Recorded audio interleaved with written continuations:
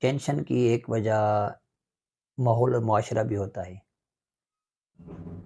زیادہ ٹینشن اس وقت انسان کو ہوتی ہے کہ جب ماحول اور معاشرہ ایسا ہو یا دوست ایسے ہوں، اٹھک بیٹھک ایسے لوگوں سے ہو۔ یہ بہت بڑا ایک پرابلم ہے، وجہ ہے کہ بندہ جس طرح کے لوگوں کے ساتھ بیٹھتا ہے نا، اس طرح کا مائنڈ بنتا ہے۔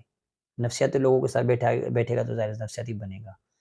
ہر کوئی اپنی ٹینشنیں بتاتا رہے گا تو اس سے انسان کے ذہن میں خرابی پیدا ہوگی۔